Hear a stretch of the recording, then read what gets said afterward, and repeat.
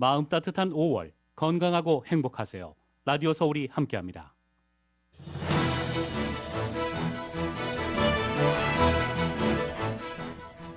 텍사스의 한 초등학교에서 총기 난사 사건이 발생해 최소 14명의 학생과 교사 1명이 숨지는 참사가 빚어졌습니다. 총격범은 18세 남성으로 현장에서 사망했습니다. 토니 블링컨 국무장관이 목요일 바이든 행정부의 새로운 중국 정책을 공개합니다. 대만과 관련된 입장도 주목됩니다. 미국과 일본, 호주, 그리고 인도가 참여하는 4개국 안보협의체 쿼드가 정상회의를 열었습니다. 공동성명에선 중국을 향해 무력으로 현상을 변경하지 말라는 메시지가 나왔습니다. 캘리포니아주에서 처음으로 원숭이 두창 감염 의심 사례가 보고됐습니다. 유럽 여행을 다녀온 세크라멘토 주민으로 현재 집에서 격리 중인 것으로 보건국이 밝혔습니다. 최근 들어 코로나 감염 사례가 다시 늘어나자 확진자 발생에 대한 직장 내 조처에 관한 고용주들의 문의가 늘고 있습니다. 6월 7일 예비선거를 앞두고 LA 카운티의 한인 유권자 가운데 4,700여 명이 이미 투표를 마친 것으로 나타났습니다. 투표센터가 설치되는 28일부터 투표에 참여하는 한인들은 더욱 늘어날 전망입니다. 북한이 LA 시간으로 오늘 오후 동해상으로 미상의 탄도미사일을 발사했습니다. 군 당국은 이들 탄도미사일의 비행 거리와 고도 등 구체적인 재원을 분석하고 있습니다. 6일 지방선거가 일주일 앞으로 다가왔습니다. 국민의힘은 4년 책임론을 내세웠고 민주당은 한 번만 더 기회를 달라며 극성 지지층과의 결별을 선언했습니다. 선거일이 다가오면서 주요 후보 간의 네거티브 공방도 거세지고 있습니다. 최대 격전지 경기도지사 선거에선 김동연 후보의 후원금 의혹과 김은혜 후보의 취업 청탁 의혹을 놓고 여야 지도부까지 나서 난타전을 벌이고 있습니다. 삼성 SDI와 스텔란티스가 인디애나주 코코모에 25억 달러 이상을 투자해 전기차 배터리 생산 공장을 짓는다고 밝혔습니다. 오늘 뉴욕 증시는 스냅이 실적 경고에 기술주들이 크게 밀렸지만 다우지수가 상승하면서 혼조세로 마감했습니다. 레이저 오늘 밤과 내일 맑은 날씨가 이어지겠습니다. 오늘 밤 최저기온은 59도가량 되겠고 내일 낮 최고 73도로 예상됩니다. 이 시간 주요 뉴스는 공항에서부터 목적지까지 모바일 체크인과 첨단 공기순환 시스템을 통해 안전한 기내 환경과 여행을 제공하는 아시아나항공 제공입니다. 여러분 안녕하십니까? 김미회입니다. 안녕하십니까? 임승찬입니다. 5월 24일 화요일 라디오 서울 이브닝 뉴스 2부 시작하겠습니다.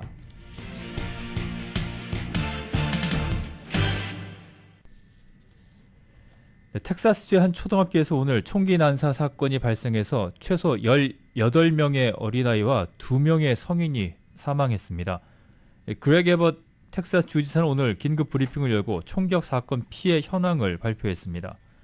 총격범은 유벨리에 사는 18살 살바도어 라모스로 확인이 됐습니다. 그는 사건 현장에서 사망했습니다.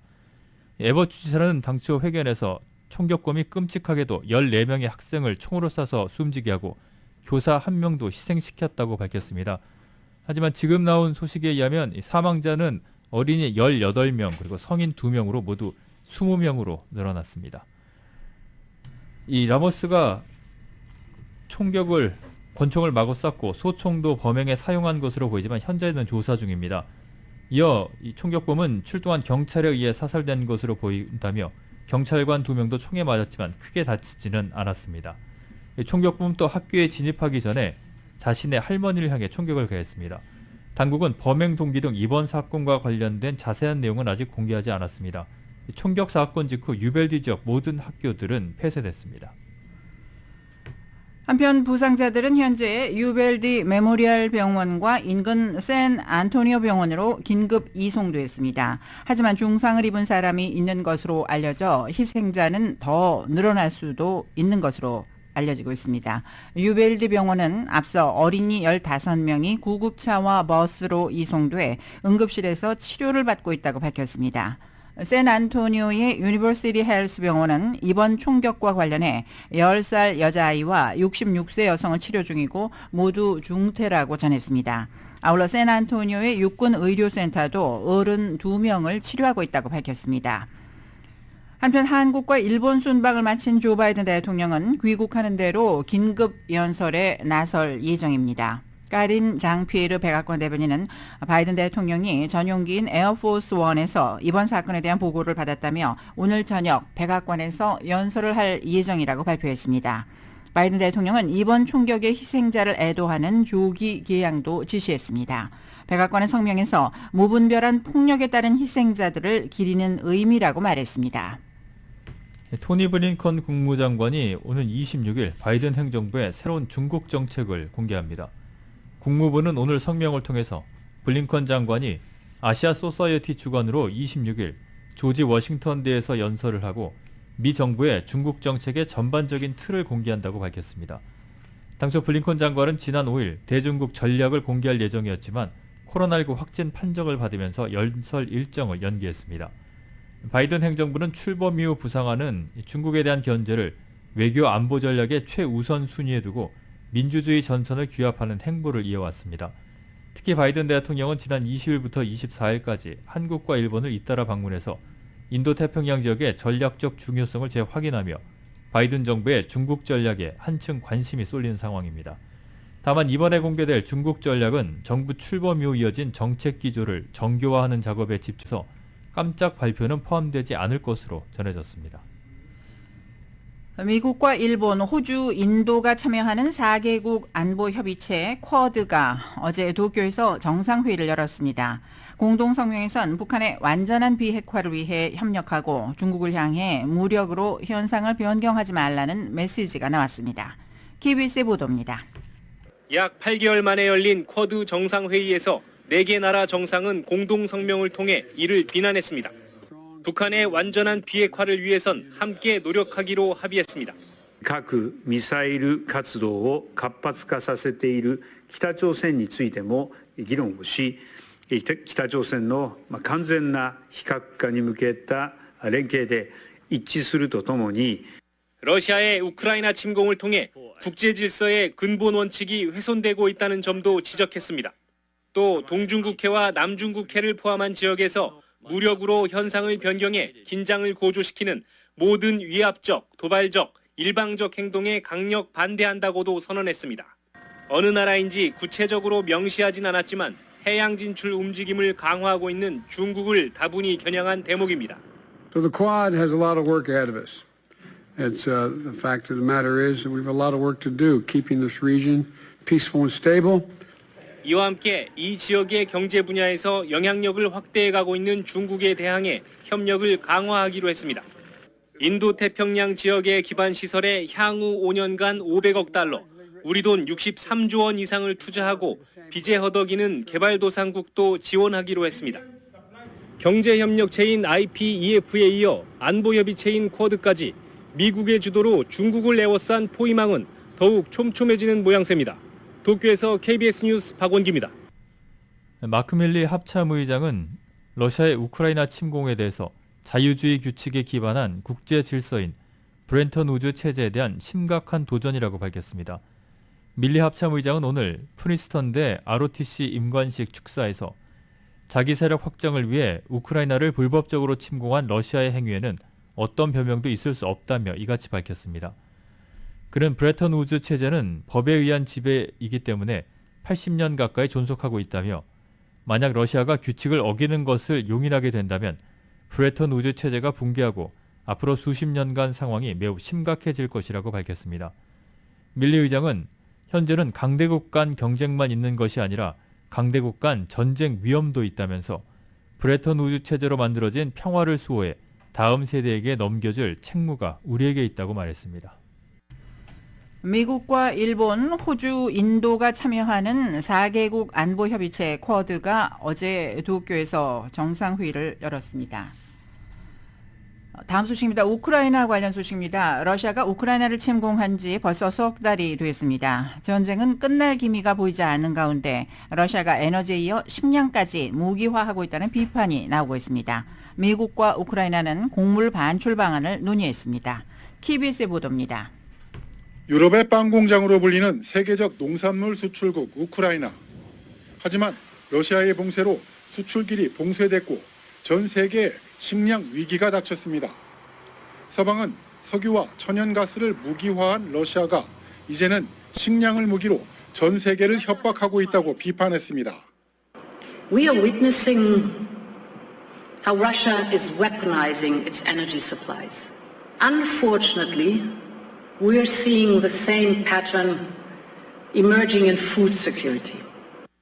러시아는 점령지의 곡물과 농기계를 몰수하는 한편 흑해를 봉쇄해 무려 2,500만 톤의 우크라이나 농산물 수출을 막고 있는 것으로 알려졌습니다. 이와 관련해 미국과 우크라이나 외교수장은 우크라이나 곡물을 반출하기 위한 방안을 협의했습니다. 미국은 러시아가 식량 공급으로 전 세계인들을 인질로 삼았다며 해상 봉쇄를 해제하라고 촉구했습니다. 한편 돈바스 지역에서 총 공세를 벌이고 있는 러시아는 지난 석 달 동안 민간인 희생을 피하기 위해 속도를 조절해왔다고 주장했습니다. 그러면서 이른바 특별 군사작전을 중단할 계획이 없다고도 말했습니다. Несмотря на масштабную помощь Запада киевскому режиму и санкционного давления на Россию, продолжим специальную военную операцию до полного выполнения всех задач. 러시아군에 점령된 마리우폴에선 무너진 아파트에서 시신 200여 구가 새로 발견됐고 안치소엔 시신이 가득 차 있는 등 도시 전체가 거대한 공동묘지가 됐다고 시 관계자가 전했습니다. 베를린에서 KBS 뉴스 김기수입니다. 젠사키 백악관 전 대변인이 공직을 떠난 지 열흘 만에 MSNBC 방송에서 새로운 도전을 시작한다고 밝혔습니다. MSNBC는 오늘 이 같은 사실을 공식 발표하면서 사키 전 대변인이 올 가을 NBC의 다양한 채널과 플랫폼에 출연을 하게 되며 MSNBC의 스트리밍 서비스인 피콕에서 내년 1분기 프로그램을 진행할 예정이라고 밝혔습니다. 사키 전 대변인은 올 중간선거와 오는 2024년 대선을 앞두고 NBC 방송 전반은 물론이고 자신의 프로그램에서 정치 분석가로 활동하게 됩니다. 사키 전 대변인은 지난해 1월 조 바이든 행정부 출범과 동시에 초대 백악관 대변인을 맡아서 1년 4개월간 재직을 하다 지난 13일에 사직했습니다. 웬디 셔먼 국무부 부장관이 코로나19 확진 판정을 받았다고 ABC 방송이 오늘 보도했습니다. 방송에 따르면 셔먼 부장관은 어젯밤 트위터에 글을 올려 자신의 코로나19 감염 사실을 전했습니다.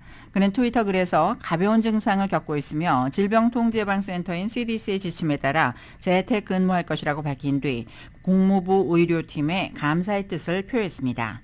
ABC 방송은 셔먼 부장관이 지난 21일 워싱턴 DC에서 토니 블링컨 국무장관과 함께 사우디아라비아 국방차관을 면담했다고 밝혔습니다. 블링컨 장관은 다음 날인 22일 일본 도쿄로 이동해 대중국 협의체인 쿼드 정상회의 참석차 방일 중인 바이든 대통령을 수행했습니다. 블링컨 장관도 이달 초 코로나19에 감염됐다가 회복했습니다. 테워드로스 아드하놈 거브리어서스 세계보건기구 WHO 사무총장이 오는 2027년까지 총장직을 수행하게 됐습니다. 거브리어서스 사무총장은 WHO 최고 의결기구인 세계보건총회 비밀투표에서 재선이 확정됐습니다. 거브리어서스 사무총장은 지난 1월 WHO 이사회에서 단독 후보로 선출돼서 연임이 거의 확실한 것으로 여겨졌습니다.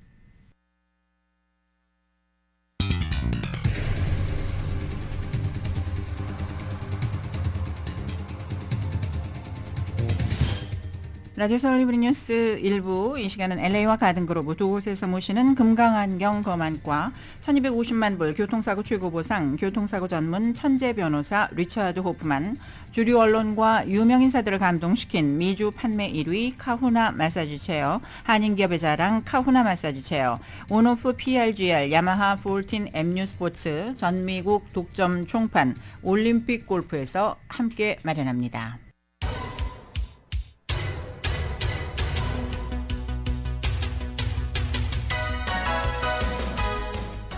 5시 17분 지나고 있습니다. 라디오 서울 이브닝 뉴스 함께하고 계신데요. 이 시간 교통정보 알아보겠습니다. 새로운 모빌리티 세상을 열어가는 아이오닉5, 이 시대 가장 진화한 전기차, 완전히 새로운 현대 아이오닉5 제공입니다. LA 인근의 프리웨이 구간들 심한 정체 보이기 시작하고 있습니다. 특히 110번 프리웨이 사우스 방면은 101번 사우스와 교차하는 구간부터 속도가 뚝 떨어지기 시작하면서 올림픽 구간부터는 10마일 또는 10마일 미만으로 정체 심한 모습 보이고 있습니다. 아담스 블루버드까지 심한 정체 보이다가 그 이후부터도 느리게 움직이고 있습니다. 5번 프리 사우스 방면 역시 로스밸리즈 블루버드 구간부터 플래처 드라이브까지 10마일대로, 2번 프리웨이와 교차하는 구간도 역시 20마일대로밖에는 움직이지 못하고 있습니다. 이 밖에 105번 프리웨이 이스트 방면 허던 블루버드 구간 13마일 정도, 110번 프리웨이 노스 방면과 교차하는 구간 15마일 정도로 느리게 운행되고 있습니다. 교통 위험 신호 켜져 있는 구간들이 있습니다. 먼저 추돌 사고 발생한 구간들인데요. 101번 프리웨이 사우스 방면 글렌델 블루버드, 210번 프리웨이 웨스트 방면은 로웰 애비뉴 구간에, 710번 프리웨이 노스 방면 임페리얼 하이웨이 출구에 각각 조금 전 사고 발생했습니다. 이 밖에 히트앤런 사고가 발생한 구간은 101번 프리웨이 이스트 방면 우드맨 애비뉴 구간입니다. 끝까지 안전 운전하시기 바랍니다. 교통정보는 새로운 모빌리티 세상을 열어가는 아이오닉5, 이 시대 가장 진화한 전기차, 완전히 새로운 현대 아이오닉5 제공이었습니다. 네, 이브닝 뉴스 1부 함께하고 계십니다. 캘리포니아주에서 처음으로 원숭이 두창 감염 의심 사례가 보고됐습니다. 유럽 여행을 다녀온 세크라멘토 지역 한 주민이 원숭이 두창 증상을 보이고 있어서 보건국이 조사에 나섰습니다. 보건국에 따르면 감염 의심을 받고 있는 주민은 집에 격리돼 있고 주변과의 접촉을 최소화하고 있다고 설명했습니다. 세크라멘토 카운티 보건국은 질병통제예방센터와 캘리포니아주 보건국의 조사 결과를 기다리고 있다고 전했습니다. 원숭이 두창은 손상된 피부, 호흡기 또는 구강을 통해서 동물이나 사람 또는 바이러스에 노출된 물체와 접촉 시에 감염되는 것으로 알려졌습니다. 주요 증상으로는 발열과 두통, 근육통 등으로 발열 증세가 나타난 뒤 하루에서 사흘 뒤에 몸에 수포가 발생한다고 보건국은 설명했습니다. LA 카운티 코로나19 입원 환자가 다시 400명을 넘어섰습니다. 카운티 보건국은 오늘 현재 코로나19 증세로 병원에 입원한 환자는 어제보다 28명 증가한 419명이라고 밝혔습니다. 이 가운데 53명은 중환자실에서 치료 중입니다. 지난주까지 신규 입원 환자 비율은 인구 10만 명당 3.4명, 코로나 환자의 병실 점유율은 1.7%를 기록 중입니다. 신규 입원 환자가 10만 명당 10명을 넘어서거나 병실 점유율이 10%를 넘어갈 경우에는 CDC 지침에 따라 코로나19 위험도가 높음으로 격상됩니다. 오늘 보고된 코로나19 신규 확진자는 3,589명, 사망자는 9명이고 확진율은 3.5%를 기록하고 있습니다. 이처럼 캘리포니아주에서 최근 코로나 감염 사례가 다시 늘어나고 있는 가운데 타운 내 직장에서도 코로나 감염 사례들이 속속 나타나고 있어서 코로나 방역의 끈을 놓기는 아직 이르다는 지적입니다. 자세한 내용 이은 기자입니다. 이제 완전히 수그러던 것처럼 보였던 코로나 바이러스가 최근 다시 고개를 들면서 한인들을 긴장시키고 있습니다. 가주에서 연일 코로나 확진자 수가 늘어나는 가운데 타운 내 직장에서도 그동안 잠잠했던 직원들의 코로나 확진 사례가 다시 나타나면서 이와 관련한 고용주들의 문의가 최근 늘어나고 있다고 합니다. 코로나 팬데믹 상황이 많이 완화되면서 감염 직원 발생 시 프로토콜 등에 대해 다소 무심했던 한인 고용주들이 최신 업데이트된 관련 법규를 알아보기 위해 타운 내 변호사 사무실에 문의가 몰리고 있다고 합니다. 김혜원 노동법 변호사에 따르면 지난 2월 9일 개빈 뉴섬 지사가 서명한 코로나 유급병가 법안에 따라 올해 1월 1일부터 9월 30일까지 기간 동안 최대 80시간의 유급병가가 코로나 바이러스에 감염된 직원들에게 추가 지급됩니다. 지난 1월 1일부터 2월 8일 사이 양성 판정을 받은 직원들의 경우 이 법규가 소급 적용됩니다. 26상이면 9월 30일까지 적용되는 코로나 유급병가의 혜택을 받을 수 있고요. 코로나 유급병가가 따로 있습니다. 40시간씩 신청할 수 있거든요. 최근에 9월 30일까지 다시 연장이 됐죠.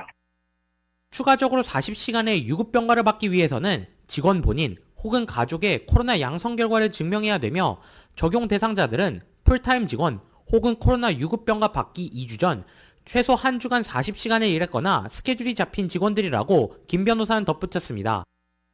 코로나 양성 판정을 받은 직원이 양성 판정 이후 5일 내에 코로나 음성 결과를 제출할 경우 다시 직장으로 복귀할 수 있습니다. 비즈니스 업주들은 직장 내에 양성 판정을 받은 직원이 있다는 사실을 다른 직원들에게 알려주어야 합니다. PCR을 정식으로 받거나 그거를 요구하고 있습니다. 정부에서는. 그 검사를 받기 위해서 직장을 빠져야 된다든지 아니면 비용이 든다든지 하는 거는 고용주가 비용을 대줘야 됩니다. 현재 가준의 직장에서는 마스크 착용이 의무화되어 있진 않지만 고용주들이 코로나 감염 위험 상황을 판단해 자율적으로 직장 내에서 마스크 착용 의무화를 선택할 수 있습니다. 코로나 감염 사례가 다시 늘어나면서 다시 대면으로 활성화된 이벤트나 여행 성수기인 여름철에 혹여 영향을 주지 않을까 조심스러운 시각이 있습니다. 라디오 서울 뉴스 이은입니다. 코로나19 팬데믹으로 급감했던 한국 유학생 수의 회복세가 더딘 것으로 나타났습니다. 지난 4월 기준 전국의 한인 유학생 수는 4만 5천여 명, 캘리포니아주는 8,300명으로 코로나 사태 직전보다 23%와 30%가 적은 것으로 조사됐습니다. 연방 이민세관 단속국의 유학생과 교환 방문자 관리 시스템이 세비스 통계에 따르면 지난달 현재 유학생 비자와 직업훈련 비자 등을 받고 수학 중인 한국 출신 유학생은 모두 4만 5,500여 명으로 집계됐습니다. 직전 통계인 2021년 10월과 비교해서 7개월 동안 1.5% 증가에 그친 것입니다. 코로나19 사태 직전인 2020년 1월과 비교하면 23.3%가 적은 숫자입니다. 한국 출신 유학생 수는 코로나19 사태 전에도 꾸준한 감소세를 보여왔지만 코로나 사태를 계기로 급감했습니다. LA와 오렌지 카운티 한인 유권자 가운데 6,700여 명이 이미 투표를 마친 것으로 집계됐습니다. 정치 전문 통계업체 폴리티컬 데이터에 따르면 LA 카운티 한인 유권자 가운데 4,722명이 우편 투표를 마친 것으로 집계됐습니다. 현재 LA 카운티의 한인 등록 유권자 93,601명을 기준으로는 4.6%가 투표에 참여했습니다. LA시에선 44,422명의 등록 유권자 가운데 5.4%에 해당하는 2,382명이 투표를 마쳤습니다. 오렌지 카운티 경우에는 전체 44,604명의 유권자 가운데 5.4%인 2,419명이 투표를 한 것으로 나타났습니다. 아직까지 한인 유권자의 95% 정도가 투표를 하지 않았지만 현장 투표소와 투표센터가 설치되는 오는 28일부터는 투표에 참여하는 유권자 수가 본격적으로 늘어날 것으로 보입니다. LA 카운티의 가솔린 평균 가격이 소폭 하락했습니다. 트리플레이는 LA 카운티의 가솔린 평균 가격이 어제보다 0.1센트 낮은 갤런당 6달러 9.7센트라고 밝혔습니다. 오렌지 카운티의 가솔린 평균 가격도 어제보다 0.1센트 떨어진 갤런당 6달러 7센트를 기록 중입니다. 가격 상승세가 주춤하는 모습이지만 LA의 가솔린 평균 가격은 한 달 전과 비교하면 30.9센트, 오렌지 카운티는 34.2센트가 높은 가격입니다. 오늘 아침 로스알라미토스에 있는 한 단층 상업 건물에서 화재가 발생했습니다. 소방당국은 오늘 아침 6시 1800블락 카일 스트릿에 있는 상업용 건물에서 화재 신고가 들어왔다고 밝혔습니다. 당국에 따르면 화재는 건물 지붕을 태웠고 화재 진압을 위해서 38명의 소방대원들이 투입됐습니다. 화재가 발생한 건물에는 대개 도서용 이커머스 창고와 배송 비즈니스가 상주하고 있었습니다. 이번 화재로 인한 인명피해는 없었고 당국은 현재 화재 원인을 조사 중입니다. 전 UCLA 산부인과 의사에게 성희롱을 당한 피해자들에게 UC 측이 거의 7억 달러에 달하는 피해 보상금을 지급하기로 합의했습니다. 공립대학이 성희롱 사건과 관련해 지급한 피해 보상 액수 중 최대 규모입니다. 합의금은 지난 1983년부터 2018년 사이에 UCLA의 산부인과 의사 제임스 힙스에게 성희롱을 당했다고 소송을 제기한 312명에게 지급됩니다. UC 측은 앞서 피해자들에게 2억 4,360만 달러의 피해 보상금을 지급하기로 한 데 이어 최근 3억 7,440만 달러를 지급하기로 한 바 있습니다. 라디오 서울 이브닝 뉴스 함께하고 계십니다. 잠시 후에 한국 소식 이어집니다.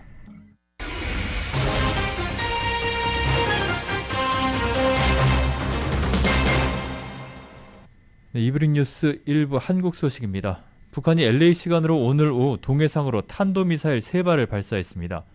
군 당국은 현재 정확한 미사일 기종을 분석하고 있습니다. 이 소식은 YTN이 보도합니다. 참모본부는 오늘 새벽 북한이 동해상으로 미상의 탄도미사일을 잇따라 발사했다고 밝혔습니다. 포착된 탄도미사일 모두 3발인데요. 각각 오전 6시와 6시 37분, 6시 42분에 포착됐고 평양 순안 일대에서 발사됐습니다. 미사일의 비행 거리와 고도, 속도 등 재원은 분석 중인 것으로 알려졌습니다. 북한의 오늘 발사는 지난 12일 초대형 방사포 3발을 시험 발사한 지 13일 만이자 올해 들어 17번째 무력 도발인데요. 그동안 대륙간 탄도미사일 ICBM 발사 준비 동향이 관측돼 왔는데 실제 ICBM 발사에 나선 것인지 주목됩니다. 합동참모본부는 어제 북한의 핵실험과 미사일 발사 준비가 마무리된 것으로 보인다고 발표하기도 했는데요. 바이든 미 대통령의 순방 기간 핵실험을 감행할 수도 있다는 관측까지 나왔지만 내내 조용하던 북한이 바이든 대통령이 어제 아시아 순방을 마치고 귀국길에 올라서 워싱턴에 도착하기도 전에 도발을 감행한 겁니다.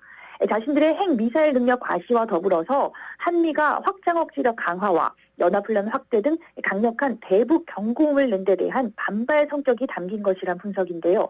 북한 내부적으로는 국장으로 치른 현철의 인민군 원수의 장례가 끝났고 또 코로나19 확산세가 진정 국면이라고 주장하고 있는 것도 시기에 영향을 미친 것으로 보입니다.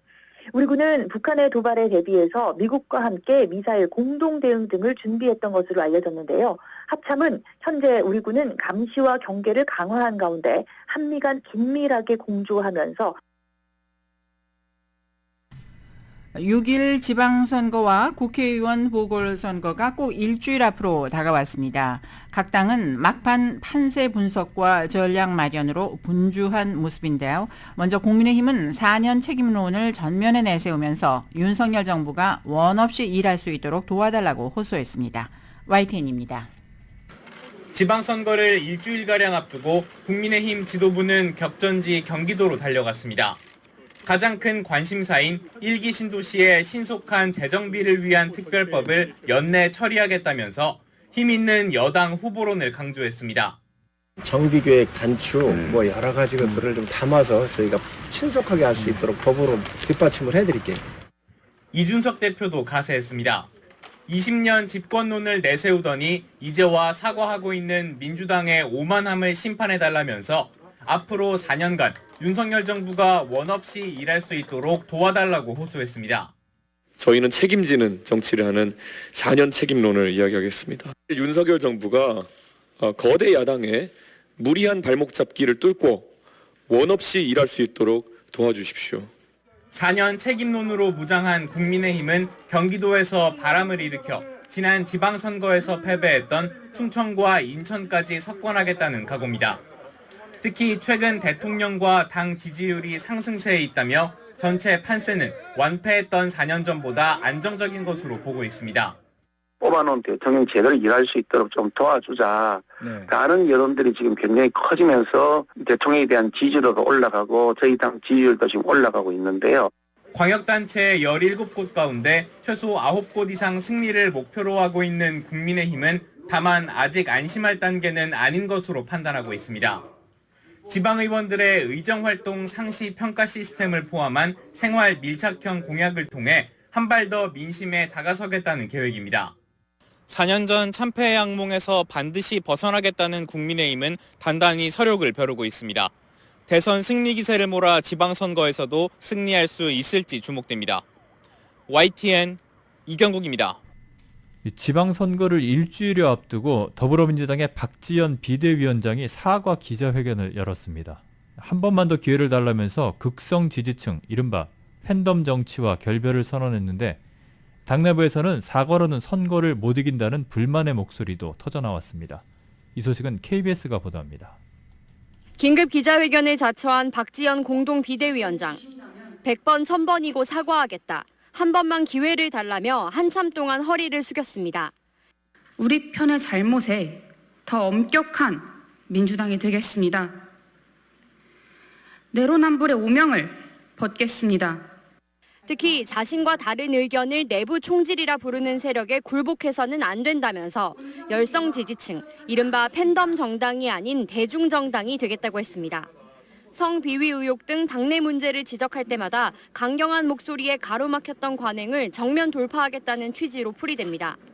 박 위원장은 성희롱 발언 논란을 일으킨 최강욱 의원에 대해서도 이번 주 안에 윤리심판원의 소명 절차를 거치라며 빠른 처분을 요구했습니다.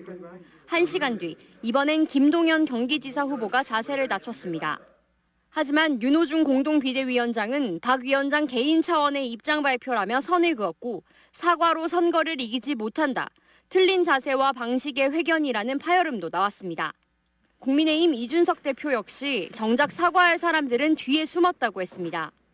민주당에 공천하신 분들은 그럼 어떤 원칙으로 이재명 후보를 공천했는지, 송영길 시장 후보 출마를 용인한 것인지에 대해 가지고 해명을 해주셔야 될 거 아니겠습니까? 연이은 회견은 지방선거 열세가 점쳐지는 가운데 중도층을 향한 읍소 전략으로 풀이됩니다. 이재명 총괄선대위원장은 사과 취지에 전적으로 공감한다면서도 확대 해석은 경계했습니다. KBS 뉴스 이지윤입니다. 선거일이 다가오면서 주요 후보 간 네거티브 공방도 거세지고 있습니다. 특히 최대 격전지 경기도지사 선거에선 김동연 후보의 후원금 의혹과 김은혜 후보의 취업 청탁 의혹을 놓고 여야 지도부까지 나서 난타전을 벌이고 있습니다. YTN의 보도입니다. 김은혜 후보의 KT 전무 시절 취업 청탁 의혹을 엄호하는 데 집중했던 국민의힘이 역공에 나섰습니다. 민주당 김동연 경기지사 후보가 쌍방울 전직 임원들에게 받은 고액 후원금 문제를 공론화한 겁니다. 특히 이 회사가 이재명 후보의 변호사비 대납 의혹에 연루됐다는 점을 지적하며 해명을 촉구했습니다. 김동연 후보는 이재명 후보의 정치적 후계자뿐만 아니라 부패 의혹에 함께 연관된 고리가 나온 것 아닌지 의심이 됩니다. 김은혜 후보에 대한 민주당의 공세에 당 지도부가 맞불을 놓은 셈인데 김동연 후보는 강하게 반박했습니다. 일면식도 없는 사람들 중에서 후원하신 분들을 가지고 무슨 나중에 연대를 염두에 뒀다는 등 또는 뭐 대장동과 연결돼 있다는 등 하는 것을 보면서 정치인의 한 사람으로 이기 전에 정말 인간적으로 개탄과 분노를 금할 수 없습니다. 민주당 지도부도 고공전에 동참했습니다. 김동연 후보에 힘을 실어주는 동시에 김은혜 후보를 수사 대상으로 규정하며 거세게 몰아붙였습니다. 채용을 청탁한 사실을 시인해놓고 뒤늦게 이를 감추려 한 김은혜 경기도지사 후보는 검증 대상이 아니라 수사 대상입니다. 그동안 토론회 등을 통해 의혹을 전면 부인했던 김은혜 후보는 표심 잡기에 주력하는 모습이지만 힘 있는 여당 후보와 힘없는 야당 후보의 싸움입니다. 그리고 약속은 힘이 있어야 지켜드릴 수 있습니다. 약속은 실천할 수 있는 열정이 있어야 가능합니다. 이미 민주당 관계자들을 허위사실 공표 혐의로 고발하는 등 법적 대응으로 받아친 상태입니다. 여기에다 민주당 이재명 후보와 국민의힘 윤영선 후보가 맞붙은 인천 계양을에선 두 후보의 지역 연고를 둘러싼 공방이 벌어지고 있습니다. 이 후보의 무연고 출마에 대한 지적에 민주당이 윤 후보 역시 최근에야 인천 계양구로 전입한 점을 문제 삼은 건데 그만큼 선거 판세가 접전 양상을 보이고 있기 때문이라는 분석이 나오고 있습니다. YTN 엄은주입니다. 윤석열 정부 들어서 폐지가 된 민정수석실을 대신해서 공직자 인사검증을 맡게 될 법무부 내 전담 조직의 밑그림이 드러났습니다. 한동훈 장관 직속으로 신설된 인사정보관리단인데 검찰 인사권과 공직 사정 기능이 모두 법무장관에게 쏠리게 됐습니다. KBS입니다. 역대 정부 민정수석실을 대신해 공직 후보자의 인사검증 업무를 맡게 될 새로운 조직, 공식 명칭은 인사정보관리단으로 정해졌습니다.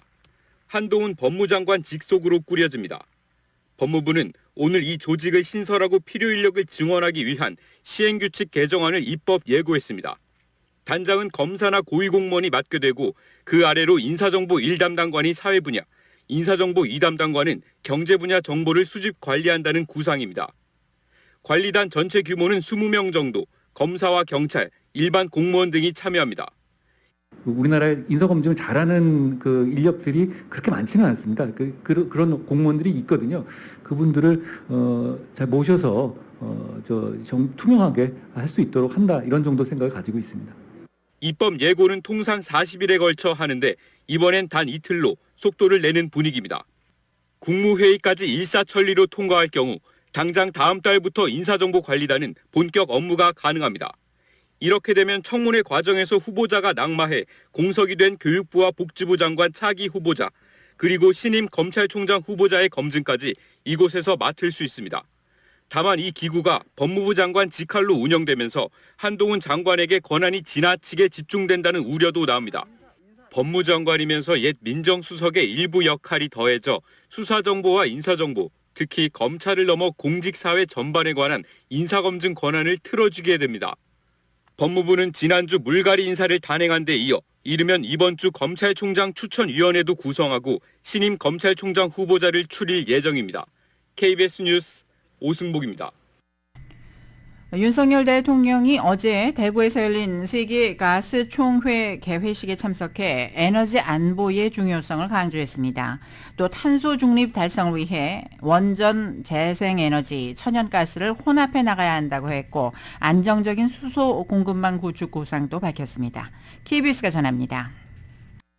가스업계의 올림픽으로 불리는 세계 가스총회 개회식에 윤석열 대통령이 참석했습니다. 취임 후 참석하는 첫 민간 국제 행사입니다. 축사에 나선 윤 대통령은 최근 에너지와 원자재 수급 불확실성으로 에너지 안보 중요성이 커지고 있다고 진단했습니다. 그런 만큼 수입선 다변화를 통한 자원 비축 확대와 민간 주도의 해외 자원 개발이 필요하다고 강조했습니다. 민간이 중심이 돼서 해외 투자의 활력을 높이고 해외 자원 개발에 관한 산업 생태계를 회복해 나가야 합니다. 윤 대통령은 원전과 재생에너지, 천연가스를 합리적으로 혼합해 나가야 한다며 탄소 중립 달성을 위한 새 정부 에너지 정책 방향도 제시했습니다. 문재인 정부의 탈원전 정책과 달리 새 정부에선 원전을 중시하는 에너지 정책을 시행하겠다는 겁니다. 윤 대통령은 또 탄소 발생을 줄이기 위한 기술 개발 투자를 확보하고 국내외 수소 생산 기반을 확보해 안정적인 수소 공급망을 구축하겠다고 밝혔습니다. 한국은 글로벌 리더 국가로서 탄소 중립을 달성하려는 국제사회의 노력에 그 책임과 역할을 다할 것입니다. 대통령실은 에너지 분야 기업과 전문가 의견 등을 수렴한 뒤 구체적 내용을 담은 에너지 정책을 발표할 예정이라고 설명했습니다. 한편 윤 대통령은 어제 저녁 임기 만료를 앞둔 21대 국회 전반기 국회의장단을 용산 집무실로 초청해 함께 만찬을 했습니다. KBS 뉴스 박민철입니다. 지금까지 한국 소식 전해드렸습니다. 라디오 서울 이브닝 뉴스 잠시 후에는 경제 소식 간추려드립니다. 교통사고 전문 변호사 브라이언 와인버거 1800-605-0777 We will fight for you. 변호사 브라이언 와인버거 1800-605-0777 제니를 찾아주세요.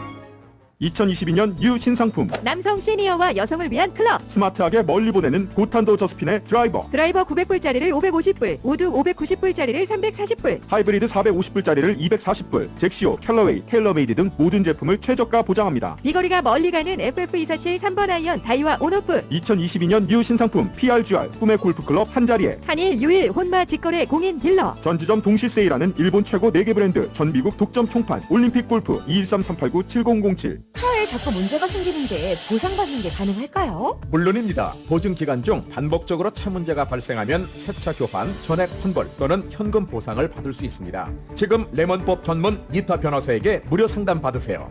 보증 기간 안에 차가 말썽을 부리면 오히려 돈이 생기네요. 레몬법 전문 니타 변호사 한국어 상담은 213-400-0091 213-400-0091 Protect your rights under California lemon law. Call us. This is Nick Nita. 당신을 탈모로부터 구해줄 든든한 영웅이 왔다. 이 시대의 진정한 탈모 히어로 닥터 올 샴푸 앤 부스터. 대한민국 최초 의약외품 1호 허가를 받은 탈모 샴푸. 콜레스테롤성 피지를 제거하여 막힌 모공을 열어주고 산소와 영양을 공급해주어 탈모를 개선합니다. 탈모인을 위한 탈모인에 의한 탈모인의 샴푸 닥터 올 샴푸 앤 부스터. LA 가주마켓 2층 에뛰드 헤어샵 또는 윈셔 베렌도 아리아나 헤어부틱에서 구매하세요. 전화 562-315-9225. 안녕하세요. 중앙양로병원의 입원과 소셜 담당 티나입니다. 우리 중앙양로병원은 20년 넘게 한인 커뮤니티를 위해 일하고 있습니다. 별 5개 등급의 의료 서비스, 100% 한인들만을 모시는 중앙양로병원 단기, 장기, 요양치료 환자 환영. 한국인 전문 물리, 작업, 언어치료사 상주, 24시간 한인 간호사 상주, 한인 의사 대기. 정갈한 전통 한식, 주 7일 종교 예배 시간. 화기애애한 가족적인 분위기, 입원 상담 환영, 616-607-6478.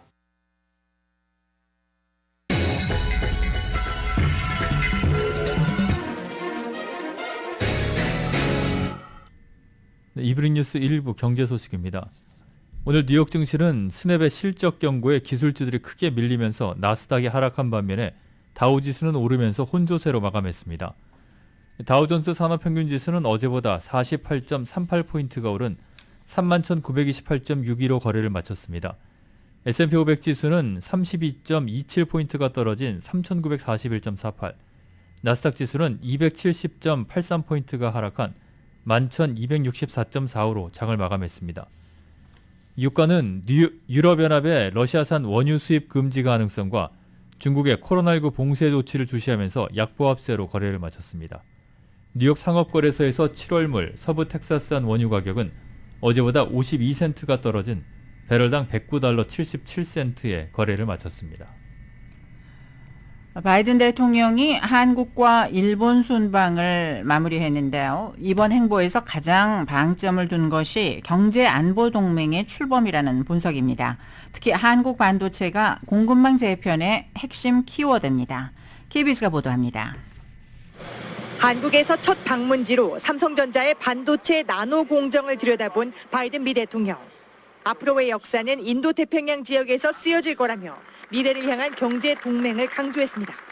We're standing at an inflection point in history where the decisions we make today will have far-reaching impacts on the world we leave to our children tomorrow. 지난 3월 한미 FTA 10주년을 기념해서 미국 무역 대표부의 수장이 상징적으로 찾은 곳도 미시간의 SK 반도체 공장이었습니다. What more can we do to enhance and to build on the relationship we have to make sure that our supply chains are resilient? 우리 기업들의 미국 밀착도 높아질 수밖에 없습니다. Our chairman's vision for investment in the United States is aligned extremely well with the current Biden administration's priorities. So we have a strong focus. 민주주의를 내세워 미국이 출범한 인도태평양 경제 프레임워크는 결국 중국과 러시아를 배제하고 미국과 동맹 간의 공급망을 재편하는 수순이라는 분석도 나옵니다.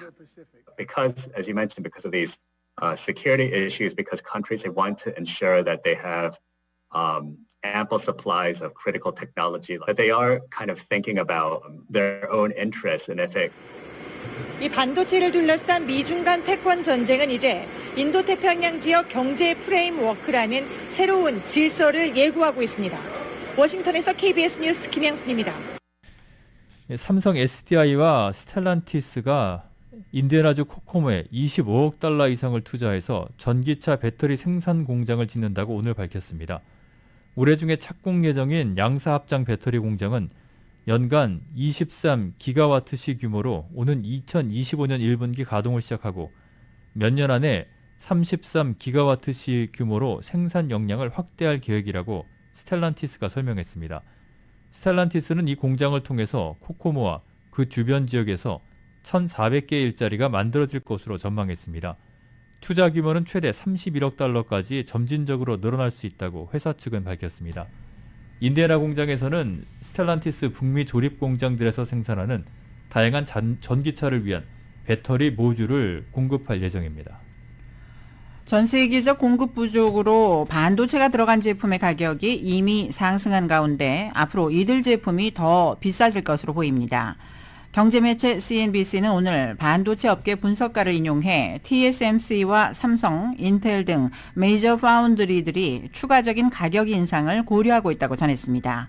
베인 세미컨덕터의 애널리스트 피터 헨버리는 파운드리들은 이미 지난해 가격을 10에서 20%까지 올렸다면서 그보다는 소폭이지만 올해도 또 한 차례 가격 인상이 있을 것으로 예상한다고 말했습니다. 니케이 아시아는 최근 TSMC가 채 1년도 안 돼 두 번째 가격 인상 계획을 고객사들에게 통지했다고 보도했습니다. 또 블룸버그는 삼성도 최대 20% 반도체 생산 가격을 인상할 예정이라고 최근 보도했습니다. 마이크로소프트의 윈도우 11이 설치된 PC를 쓰는 이용자들은 올해 중 외부 위젯을 사용할 수 있게 됩니다. 마이크로소프트는 오늘 온라인으로 개최된 연례 개발자 행사 빌드 컨퍼런스 2022에서 이같이 밝혔습니다. 윈도우 11에서는 현재 지역의 날씨와 사진 앨범, 관심 주식 종목, 교통량과 스포츠 경기 결과, 주요 뉴스, 그리고 해야 할 일 목록 등을 한 번에 보여주는 위젯을 쓸 수 있지만 마이크로소프트가 개발을 했거나 지원하는 어플리케이션에 한정돼 있습니다. 하지만 앞으로는 페이스북 새 게시물 알람이나 슬랙 같은 외부 메신저의 새 메시지 알림, 그리고 휴대전화 문자 메시지 등도 위젯 창에서 볼 수 있게 됩니다.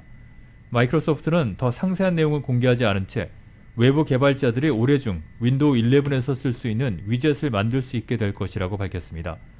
마이크로소프트는 또 윈도우 11에 마이크로소프트 소프트웨어 앱 복원 기능도 도입하기로 하고 테스트를 시작할 예정이라고 밝혔습니다.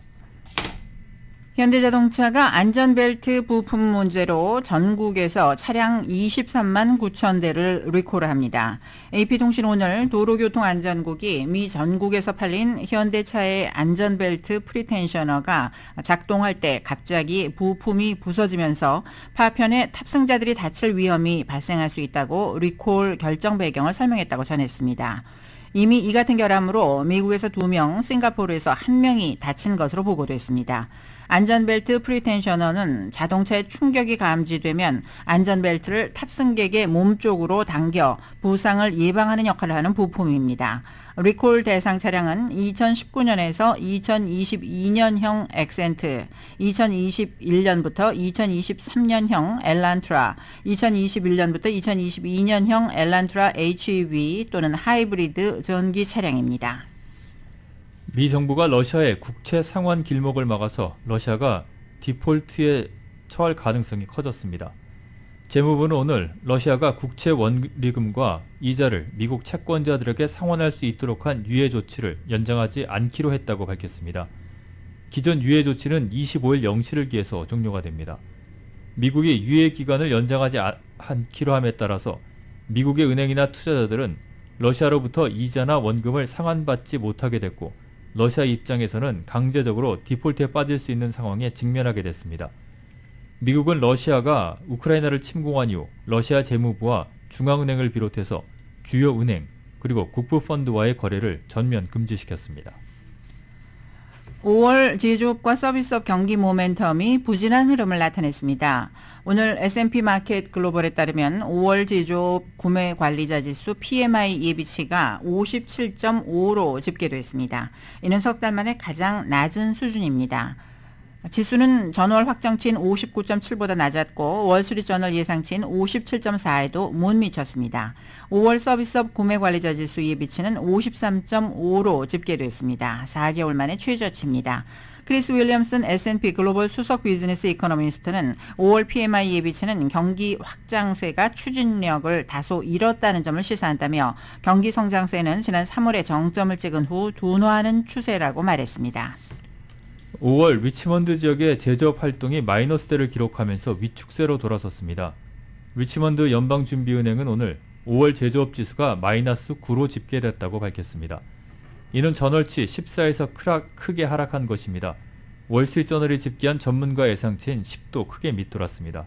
그러나 4월 수치는 14로 수정되지는 않았습니다.